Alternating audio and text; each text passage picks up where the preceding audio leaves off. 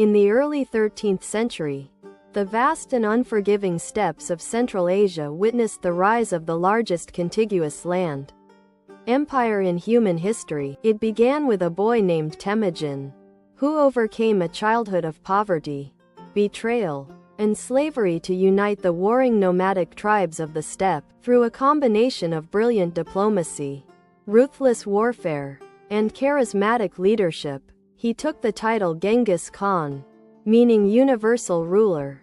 In 1206, Genghis Khan revolutionized the Mongol society by breaking traditional tribal loyalties and organizing his army based on a meritocratic decimal system. The Mongol military machine was built on speed and mobility, utilizing highly skilled horse archers who could shoot with deadly precision while riding at full gallop. Their horses were hardy and enduring, allowing the army to cover vast distances at speeds that stunned and terrified their sedentary enemies. The Mongols were also masters of psychological warfare, often sending spies ahead to spread rumors of their numbers and the terrifying consequences of resistance. Cities that surrendered without a fight were often spared and treated leniently, while those that resisted faced total annihilation as a warning to others. Their first major campaigns targeted the Western Xia and the Jin dynasty in northern China, where they learned the art of siege warfare from Chinese engineers. Turning west, Genghis Khan launched a devastating campaign against the Khwarezmian Empire in Central Asia. After his trade envoys were executed, the resulting war was one of the most brutal in history, leaving great cities like Samarkand and Bukhara in smoking ruins. By the time of Genghis Khan's death in 1227, the empire stretched from the Pacific Ocean in the east to the Caspian Sea in the west. His empire was divided among his sons and grandsons, who continued the expansion with relentless energy and military genius. Under Ogedei Khan, the Mongols pushed into Europe, crushing the armies of Poland and Hungary at the battles of Legnica and Mohi in 1241. Only the sudden death of Ogedei saved Western Europe, as the Mongol generals were forced to return to the capital, Karakorum, to elect a new Khan. In the Middle East,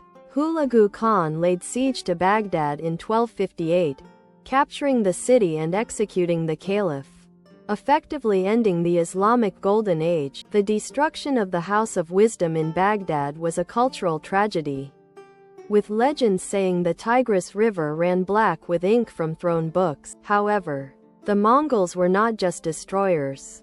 They created a period of unprecedented stability and trade known as the Pax Mongolica. They policed the Silk Road so effectively that it was said a maiden could walk from one end of the empire to the other with a pot of gold on her head unharmed. This secure environment facilitated the first direct exchange of goods, ideas, and technologies between Europe and East Asia. Gunpowder, the compass, paper money, and printing technology flowed west, while glass, silver, and medical knowledge flowed east. Marco Polo, the Venetian merchant, famously traveled these routes, serving at the court of Kublai Khan and documenting the splendor of the East. Kublai Khan, a grandson of Genghis, completed the conquest of China, establishing the Yuan dynasty and becoming the first non-Chinese emperor of China. He built a new capital at Khanbalik,